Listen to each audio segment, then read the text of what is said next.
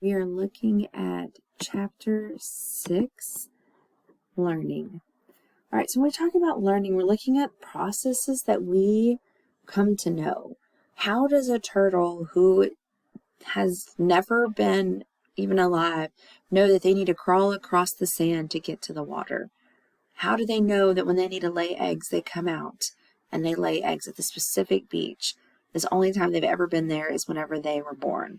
So things that we learn, and humans pride themselves on their ability to learn. So unlearned behaviors come from reflexes and instincts, okay? Reflexes are going to be small, lower level thinking. They're simpler than instincts. There's not a lot of thinking that happens. There's lower level brain activity used for this. It involves the activity of a specific body part. When you go to get your physical done and they tap your knee, you kick your knee out. You don't think about it. You're not like, okay, here we go. It's our big test. I got to make sure I kick this out. Your body just does it without you thinking. Instincts are going to be triggered by a broader range, something that's more complex. They use higher brain centers. So for instance, a dog finding a baby in the field will take the baby back to where the dog lives and will nurse the baby and keep the baby alive until a human can find the baby to take care of.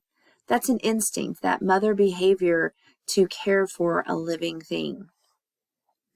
Learning also helps organisms to adapt to their environment, as well as learning behaviors that are going to involve change and experience. So learning is going to be something that's relatively permanent change in behavior or knowledge that results from that experience. So when you acquire new skills through an experience, you put that in there and it kind of permanently changes you. Whenever you learn how to brush your teeth, you brush your teeth well, and that's something that's in you and that you do. It involves conscious and unconscious processes. Associative learning is when an organism makes a connection between a stimuli or some type of event, and then that gets paired together. So for classical conditioning, we've talked briefly about classical conditioning in chapter 1, but that's when the dog would learn to salivate because it saw the food. Okay, and so we're going to look at different approaches of behaviorism, especially in this chapter. Classical conditioning, operant conditioning, observational learning. So go back to Ivan Pavlov. He's the guy who did the digestion in dogs. We talked about this, where he wanted to know how they digest. If they swap stomachs, does their enzymes have to match, of the saliva have to match the enzymes in their stomach? Well, he found out it did. He cut a hole in their throat and entered food immediately into the hole, and then it goes into their stomach. Did it need the enzymes from the saliva to start breaking down? It actually did. So he won a Nobel Peace Prize for all of this work that he did on digestion. But in the process of this, he discovered classical conditioning. So that's our ability to learn, to associate stimuli, and consequently to anticipate events. Right? So we talked about this before. I'm going to switch to this. Remember this, we showed this in chapter 1. So Pavlov noticed the dogs were salivating when the food was dropped. He rang a bell, there was no response. So then he pairs the food and the bell and gets a response from the salivation. Then later he just rings the bell and the bell has conditioned, and so now the dog salivates. So if you look back here, you have your unconditioned stimulus that elicits a reflexive response, which is the food. The unconditioned response is that natural unlearned reaction to the stimulus. Then we're going to take a neutral stimulus, which is the bell, and we're going to pair it with the unconditioned stimulus to get the unconditioned response, the salivation. After it's been conditioned, we now have the bell as a conditioned stimulus, and the salivation is the conditioned response. Right? So watch these videos. They're pretty cute to tell you and show you a little bit of the real life examples of classical conditioning and operant conditioning. And then you have taste aversion. We all have a taste aversion to something. This is where something that we have, we pair it with some type of illness or some bad memory. Right? So think about something that you have eaten or drank where you became really ill. And it might not have even been from what you consumed, but you got sick and you pair it with it. Okay, so years ago, I had a basketball tournament that I was going to play, and I went and ate at this fast food restaurant that Friday night.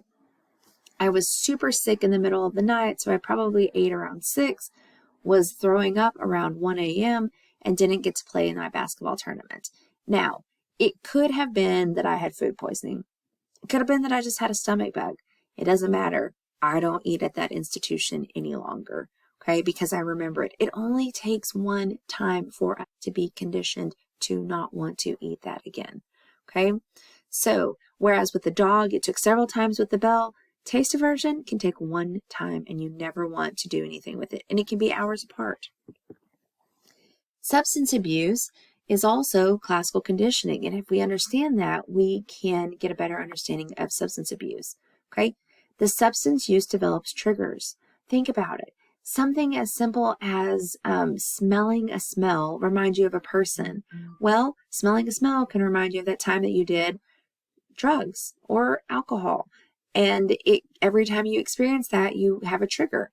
Or let's say you're trying to stop smoking, but you really like to smoke after you eat something.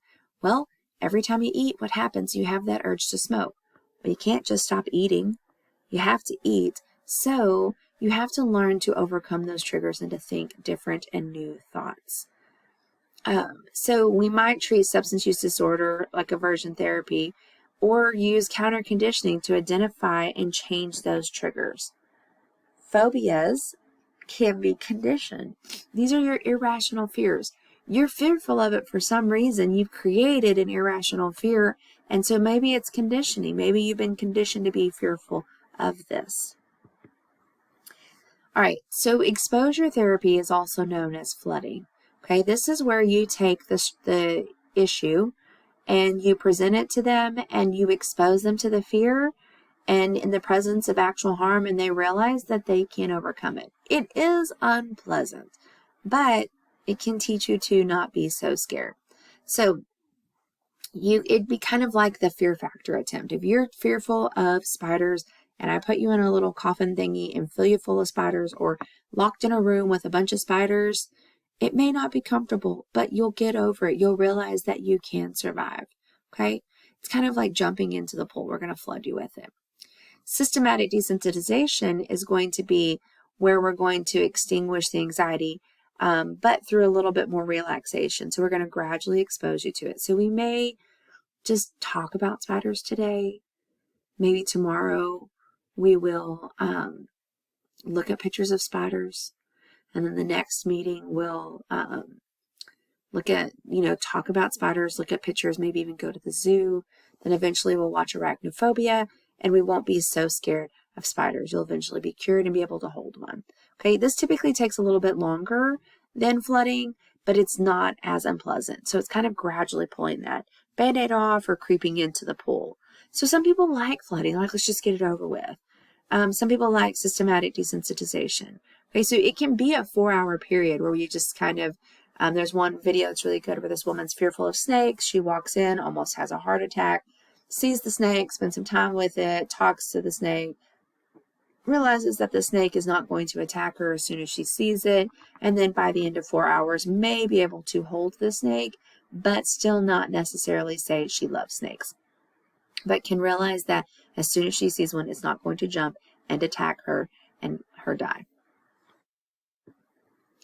Higher order conditioning is established unconditioned stimulus is paired with a neutral stimulus, the second order stimulus, so that eventually the new stimulus also elicits the conditioned response without the initial conditioned response being present. Okay, so it's showing you that you can have the electric can opener plus the food can equal this elevation. You can have the squeaky door cabinet plus the electric can opener can get this elevation. You don't have to have the food present, or you can just hear the squeaky door and the cat will salivate. Okay, so that's what that's showing there. Acquisition is going to be the period of learning when the organism learns to connect to a neutral stimulus or an unconditioned stimulus, where they're learning that, pairing those up. Extinction decreases when the conditioned response is no longer present. So if I have the bell and the food and I'm ringing them, the dog will salivate. If I just ring the bell, the dog salivates because the food is coming. But if I just ring the bell and I don't place the food back down, then we're not salivating. So it will become extinction after a while. So I have to give the food at some point if I'm ringing the bell to keep the salivation going. And then spontaneous recovery will happen whenever we pair them up again. So if I did ring the bell and I don't set the food down, and I ring the bell and I don't set the food down, eventually the dog stops salivating. But if I ring the bell and set the food down, it will come back. And it doesn't really take as long. Okay, so to learn it, right here, this shows you, it takes a lot of time. Okay, a lot of work to pair the two together. Extinction doesn't take a lot of time. It falls pretty drastic. Okay, spontaneous recovery is fairly short compared to the other two. So it's not going to take as long for us to be able to get this back that we were looking at. All right, so distinguishing between stimuli, you have stimulus discrimination. This is when the organism can learn to respond differently to similar stimuli. So for instance, my brother used to have a black F-150, and I would stand outside, he lived near me, and I would wave at him every time he would come by. But there was also an older man who drove a black F-150, and I couldn't tell the difference. I would wave at him every single time, even though it wasn't my brother. And that stimulus generalization, I thought it was my brother because any black truck looked like my brother. I couldn't tell. But my dog could. She would only run the fence line whenever it was my brother. So she could discriminate between the two trucks, between the engines. Okay, so that stimulus discrimination, being able to tell the difference, stimulus generalization is close enough that we can't tell the difference. And then habituation comes from classical conditioning, and it is learning to not respond to the stimulus that is present repeatedly without change. John B. Watson, we talked about him in chapter 1. He used the principles of classical conditioning from Ivan Pavlov and really got behaviorism up and running. Okay, and so he took these principles and he applied them to human emotion. And you guys have watched this video in chapter 1 where Watson exposes little Albert to the stimuli that conditioned him to be fearful of white rats. Then he was able to generalize it to be anything furry, and then even a white mask. Okay, one of the problems is that they didn't counter condition him. They didn't take the fear and remove it. How they could have counter conditioned him is just put the mouse or the puppy or the rabbit there without the banging sound over and over again. But they didn't do that. And part of it was that it could have been that his mom took off with him before he could finish the study. The other part could be maybe they just didn't understand classical or counter conditioning, or they didn't do it. They weren't worried about it. So that's some of the reasons unethical, but it was important for him. It was harmful on him. And so we need to make sure that we're counter conditioning things that we've conditioned, especially if they're unethical. They use classical conditioning in everything they sell us. Okay? They'll use a celebrity. They'll use Jennifer Aniston to sell us Aveeno lotion because she's so beautiful. If we use that lotion, we'll be beautiful. They use humor to sell us stuff. It's something that's funny. You look at Geico or Progressive or some of those commercials that are so funny, or their jingles that we hear.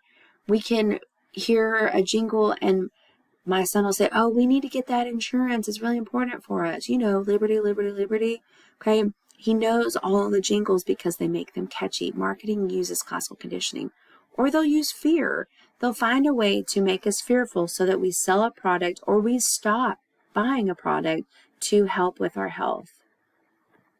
So operant conditioning was proposed by B.F. Skinner. We talked about him in chapter 1 also, when he learned that he could take an organism and associate its behavior to consequences. Okay, he learned if he could add something to it, he could get a positive reaction, and the negative would take something away. So he could reinforce behavior and get the behavior he desired, or he could decrease behavior and remove the behavior